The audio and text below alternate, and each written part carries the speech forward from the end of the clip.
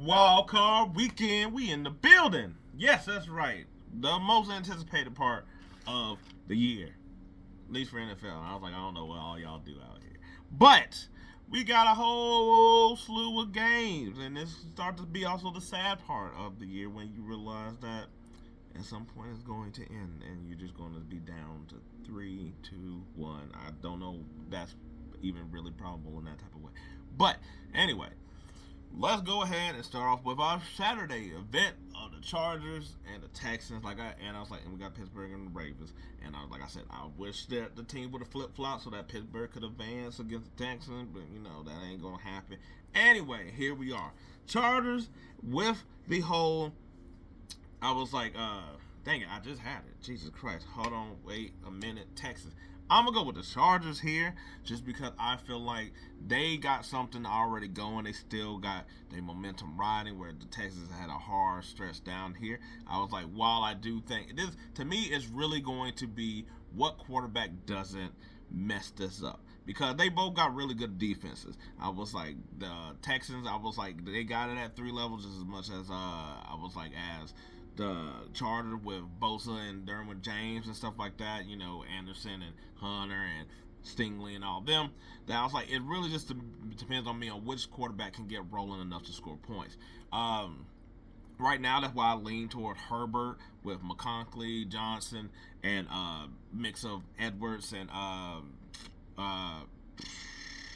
forgot the other running back from the Ravens.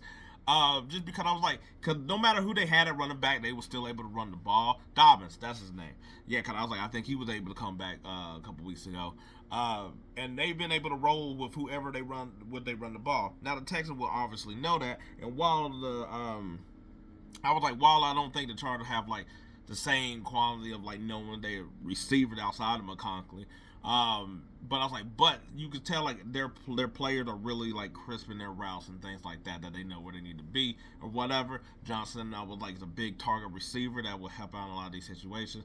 I was like, Disley has played really well this year. That I was like, and I think Herbert is just on a roll where it's like, C.J. Stroud along with that offensive line, which is I think another big difference, is that the Chargers have a really great offensive line. Like I said, they can run the ball. I was like, I just think also the Texans. I think that's why they pretty much had Diggs and you had Tank, and because like the offensive line, the way they were playing, they were rolling early in the year where they had the three wide receivers and they had a couple tight ends and they had Mixon. And the thing is, like, pretty much people have been basically trying to shut Mixon down and whatever, and they just haven't had that hot streak or whatever we thought we were going to get really out of the Nico Collins Stroud thing. Because I was like, that's the only person they really got. I was like, and yes, they got a little couple of receivers here and there, but it's not the same thing of what the drop off is. So I just think that I think the Texans. Maybe C.J. Stroud got some magic in him, but I was like, it's been a struggle for him this year. That I was like, I just don't think that I think the Chargers are going to be able to take full advantage because they don't really hurt. They don't hurt themselves. I was like, whereas C.J. Stroud had looked. I mean, granted it's his second season, so I can't even say like whether this is him or not. But he has turned the ball over quite a bit and put his team also in situations that offensive line don't help. So I was like, Chargers here. Ravens and Steelers. I know the last game ended up being a blowout, whereas the game preview before that was really close. But I was like the Pittsburgh was sort of ended a little bit with the Ravens before it just all blew to hell with a couple turnovers and stuff. But I think the Ravens do pick this, but I will not say that I am as confident in this one as I do with the Chargers and Texans, because I was like, I do imagine an upset can happen just because they do have a pass rush and they do have enough corners and stuff like that. I think this is going to be a really murky game, as it always is with these teams. I was like, Zay Flowers not necessarily being there, I do think sort of hurts it a bit. But I was like, to me, I think Deontay Johnson is backed up, like not being able to play. That's like he can replace some of that. He didn't just stop being able to know how to play football. He going to get his time if he want to play against the Steelers. But they got enough weapons, I think, to feel that they would likely and Mark Andrews. I was like, and I was like, with their run-based team, I was like, I think they'll be fine or whatever. But it is a game basically for Lamar Jackson to basically show, hey, playoffs, that ain't what it was before, ain't me right now. I was like, he has to come through kind of in this type of game. I was like, Russell Wilson, I think that's the part where it gets really tricky as the Ravens defense has gotten better over time. That pretty much, hey, you're going to really have to make plays. Now, if I was the Steelers, I think they need to implement a lot more Justin Fields, and I'm talking about more than just him pass. I mean, more than him running, have him actually pass, so he's actually a threat. Just because I was like, I think that's the way that you sort of might get the Ravens, is the fact that you play a guy that's really a lot more athletic or whatever, especially when they're over here expecting him to run. He didn't pass the situation, and maybe he just runs in that situation. But I do think the Ravens come away with this at this moment in time against the Steelers. I was like, I'm gonna go with the Ravens here. So we also got the Washington Commanders and the Tampa Bay Buccaneers. I think this one will be a fun, interesting one, because I think both of these teams that didn't match up against anybody else would be able to pull off an upset or something like that. They would match up against any of the other team, but since they're matched up against themselves, it's not really too much of that same situation. I was like, I do think that, it is hard, because I was like, I think that the Tampa Bay is playing good on both ends, but I was like, Jaylen Daniels has just been so good that it's kind of like he might put the team on his back. And I was like, while their defense had been good, I was like, Baker, you can't get Baker. Even though he's been playing really well toward the end of the season, you can't get him. You can't get him. But I'm gonna go with Tampa Bay. I think Jaylen Daniels have a really good game, but I'm gonna go with Tampa Bay. I just think that I was like, it's going to be a shoot. I think it's going to be a shootout between both teams of just basically who's going to have the ball. And I was like, and both of them are really good toward the end of the game, where you just like, where they both got the ball and you just like, one of them, they going to score. They're going to score. But I was like, I'm going to go with Tampa Bay just a little bit with their defense, a little bit more. And I was like, that's where I'm going to lean with it. I don't feel I really want to say Jaylen Daniels. I'm not going to lie. We're going to move on before it has to be anything else. Packers and Eagles. I was like, whether Jalen Hurts plays or not, because I was like, I think Kenny Pickett, I was like, even though he got the ribs, I was like, I think he can pretty much fill in quite well. I think he's a better backup than what it sort of seems of him being a backup.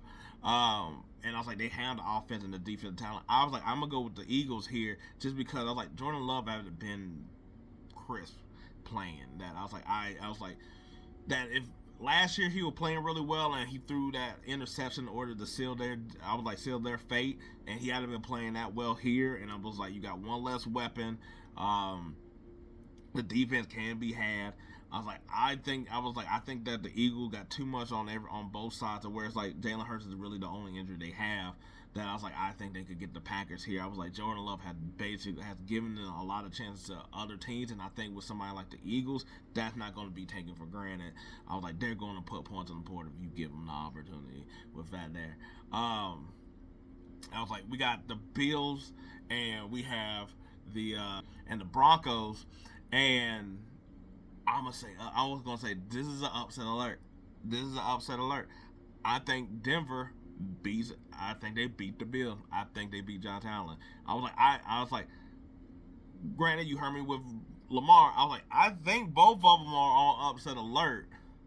But I was like, I'm actually picking Denver here just because I was like, we're already talking about like, oh, Josh Allen, all this other stuff. But I was like, Denver's defense, I think, really is going to have a chance here just because I think that, unlike most other defenses, they are athletic enough and they have the DB personnel in order to really put up a fight against Josh Allen. Because I was like, they're not, to me, I was like, they're similar to the Ravens with their DBs and all that other stuff of like how they, I was like, especially like how they want to play these receivers and stuff. But I think but they have so many athletic pieces and with their sacks and stuff like that, I was like, they know how to come up through the middle, and they got people on the outside. That's like, yeah, Josh Allen's big as hell and stuff like that, and he's going to have to be Superman here, I think, in this game, in order to really put on there. Done by all means.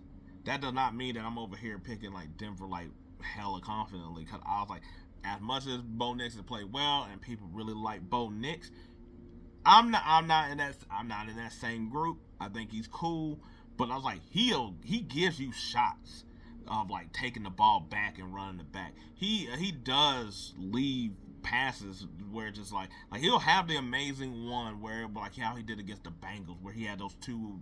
Well, one amazing throw and the other one by amazing play by the receiver. But I'm just like, but this is really more about me not really just feeling the Buffalo defense. And I think that Bo Nix will have some type of game here that I was like, if one of those, I was like, it might not look great, but everything sort of just happens, or whatever. Because like there was like a game where it was like he played against Cleveland where he was in his own end zone and he threw the ball almost a pick. Next play, it was like an 80-yard bomb that was this close to also being picked off, but Mims caught it and was able to take it to the house. And I was like, he gives you those type of play chances. So I was like, if he can limit his turnovers, I think Denver can. I was like, we'll be able to beat Josh Allen. I don't think it'll be a high-scoring game. I think it's going to be a low bar. I was like, now the Broncos can't run the ball as like greatly, but they do get in spurts.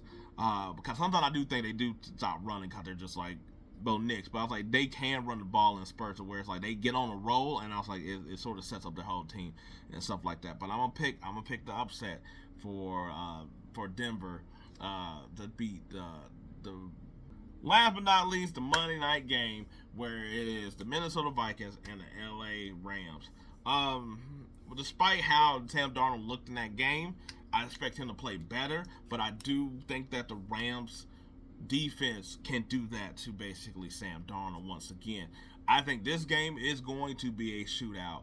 I think it is going to be two high potent offenses, and timely defense. I think that Brian Flores will do enough in order to get Matthew Stafford to commit like a turnover, but that does not mean that when you got Puka and Cooper and Williams and stuff like that they're not going to also score a point. I was like, that's not how we sort of look at defense anymore, of like shut them down, anything. It's really just kind of like, can you just limit the amount of points that they get?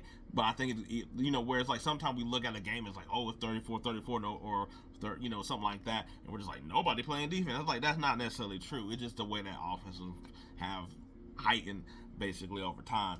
But I was like, it's really going to basically be, once again, I was like, with the Vikings, to me, can Sam Darnold play like how he has been most of the year? Well, he had a couple turns here and there. Whereas like Stafford, we're sort of know we're going to get for that offense. I was like, don't get me wrong, he can sort of be hand, but I was like, but he'll put somebody on it. He'll put the team on his back as well too.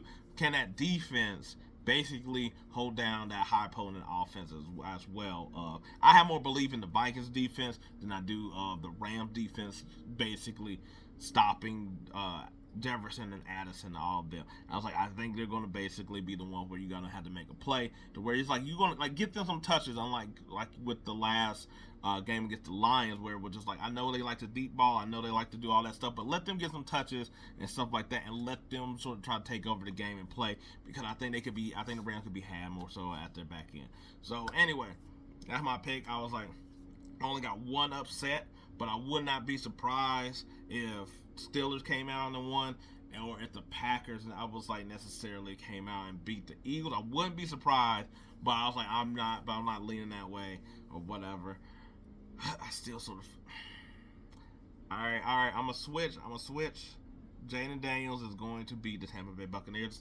I said it. I did it. Nope. That's all it is. Nothing more here. Anyway, what do y'all think? Who y'all think got the advantage in all these games? Who you think gonna win or whatever? I didn't go in like no deep analysis or whatever like that. Y'all can watch like all them other people, whatever like that. But I do like talking about these games. I do like talking about like necessarily the matchups, because I do think the matchups are intriguing, and this is the sort of parity that does benefit in a sport where it's kind of like anybody can sort of win, and you don't really have a particular pulse on necessarily anybody who, because I was like, everybody sort of got something at this point right now that they sort of all got to prove. Lamar got to prove himself in the playoffs. I was like, Josh Allen got to prove his MVP candidacy. I was like, the Eagles, they have injuries at their quarterback. I was like, Tampa Bay, I was like, the whole Bake show and stuff like that. Can they just keep on rolling? I was like, the Commanders, basically with a rookie quarterback. Sam Darnold, I was like, can he improve his situation? This depends on how he played in the playoffs. I was like, the Chargers, I was like, I was like, they're earlier than what they're supposed to be. The Texans, I was like, can they move on despite their little bit of regression? I was like, how do the Steelers look? Even if they lose, how do they still look? Because you don't want to basically lose badly. If it's a scrappy fighting game, then I was like, that still is better. To me, that's better, even though people might not think so, than just getting your ass whooped. Anyway, let me know what y'all think. Until then, peace. I'm out.